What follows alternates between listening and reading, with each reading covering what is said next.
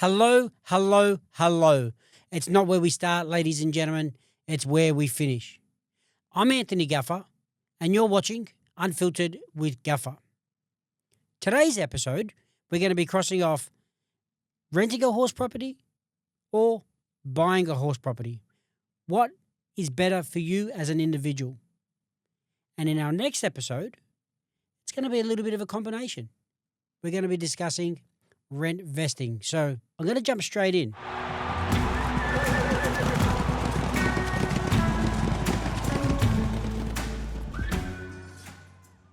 We are going to talk about buying versus leasing.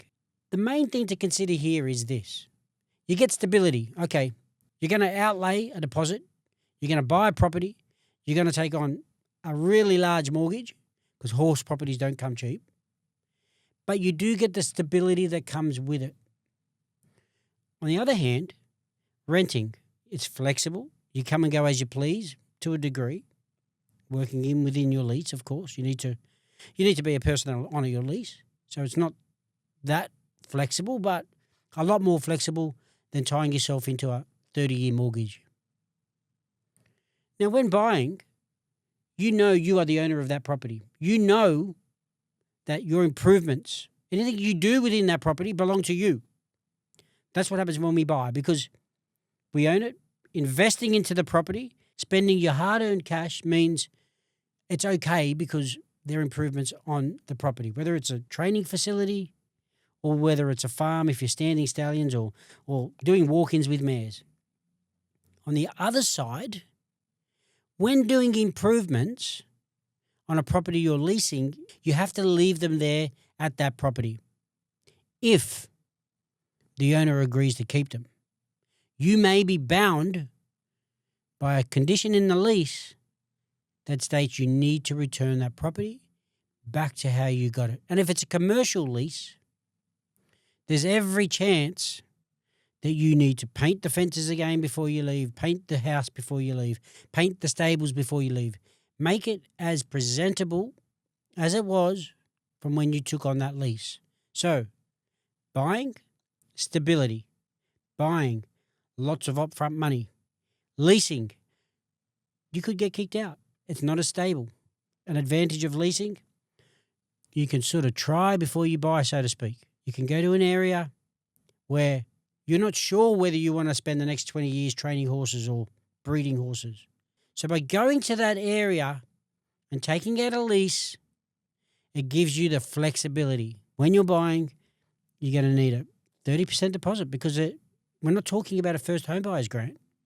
We're talking big money. We're talking about different types of risks. A horse property is quite niche. What does that mean when applying for a loan? Well, a niche property, the banks could demand a larger deposit. 30%, 50%. If you're buying a property that's flood affected and it's only suitable for horses, the bank could very well call for 50% deposit. It's a lot of money to come up with.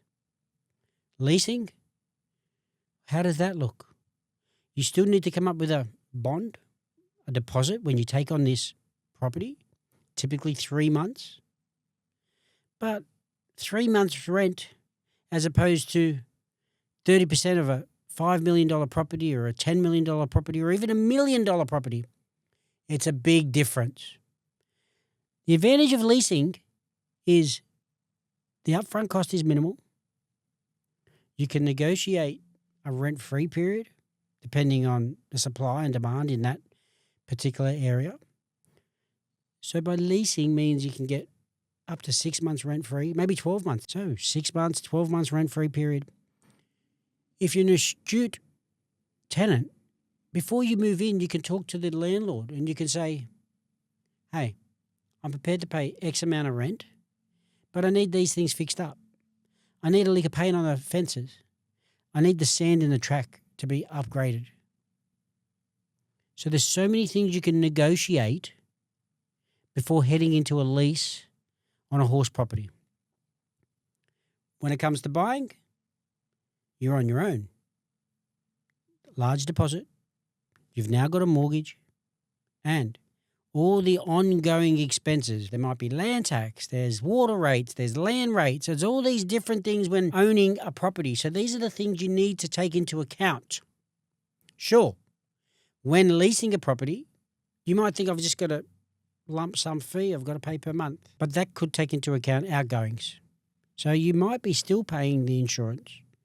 You might be still paying land tax. That's all taken into account in your lease if it's a commercial lease. It might make sense that you can take on a residential lease and be exempt from some of these things. But ultimately, it comes down to the property. So buying, you've got all the expenses because it's yours. Leasing, you've got a landlord that might come to the party and help out a little bit. What works for you? Okay, you're now in the property. You've either bought it or you're leasing the property. When you buy that property, there's only one person that's going to be doing the repairs and the maintenance. You may not do them yourself, but you are definitely the one that's responsible for it because the bank ain't going to help you. When it comes to leasing, there are a number of items that are the tenant's responsibility, and there are a number of items that are the landlord's responsibility. It's really important that you identify where your line of responsibility is before commencing a lease or signing off on a lease. Confusion can really put a sour taste in your mouth, and you don't want the relationship between the tenant and the landlord to break down. So having these discussions prior to signing a lease is very important. As I said, as an owner, all the expenses are yours. All the repairs are yours. There's no leeway. But also, as an owner, investing into that property, you have full control. You can't have a landlord come on and tell you what to do. You can't have a landlord tell you that they're not going to renew the lease. Or you can't have a landlord come and tell you that we're not going to give you another option at the completion of your lease. But as a tenant, that happens. That happens a lot. As a tenant, you don't really have a hell of a lot of control. If you want to add some extra boxes in, if you want to move the stallion yard, you need to seek permission for all of these things. So as a tenant, you would need to get written confirmation for everything you're doing. If you've got a racing stable, do you really want a landlord being able to come willy-nilly and determine what you can and can't do within that property? It may not work for you. When renting, if the property goes up in value, it doesn't affect you. When renting, if it goes down in value, it doesn't affect you. The only impact it could have on your lease is you might be up for a market review. So if the properties in that area are becoming much more scarce, that'll put your rent up. Even though you have a lease in place, there will typically be a market review at the end of each option, which in my opinion, that's fair enough. But when it comes to buying, you eliminate the risk of your rent skyrocketing. But one thing to keep in mind, when you're buying, you can have a market increase, but you could also have a market decrease. The last thing you want to do is own a property and have a mortgage on a property and the property is worth less than what you own on it. So that's where you need to weigh up your options. Is buying a horse property right for you? Whether it's a stable, whether it's a racing facility on a track, or whether it's a farm. Because these things need to be taken into consideration because horse properties are very niche and it's hard to determine whether the property's value is going to go up or down. As a successful horse trainer or breeder for that matter, it would be nice to know that you've got equity building up in the background. So by investing in a farm or a stable complex, doing the improvements, a bit of peace of mind knowing it's your block of dirt is definitely a good thing. Having that equity. But when it comes to renting, you don't get any of that. You're improving someone else's property. At the completion of your lease, you give it all back, like we mentioned earlier. By buying a property, you will reap the rewards out of the equity as this property grows. You can start reinvesting. You can borrow money against your property if you really want to, whether it's to go and buy more horses or to do improvements. So the Australian market, we know we get good growth. We know the property's constantly growing in value. Would you not just take advantage of that if you can actually get into the buyer's market? On the flip side, when you're renting, any equity gained on that property that might be from your improvements goes straight to the landlord's pocket. By buying a property, you will reap the rewards out of the equity as this property grows. Renting means you're coming and you're going and you're left with nothing. One would say it's dead money. But is buying the property you're in the best option? Something we'll talk about a bit later on, which is rent vesting. Stick to buying and leasing at this point. Training horses, cash flow is king. We need the money. We want to buy more horses. We want to buy shares in horses. We want to invest in breeding stock, stallion, whatever it is. Cash flow is king. When it comes to owning a property, you've decided to invest in a property.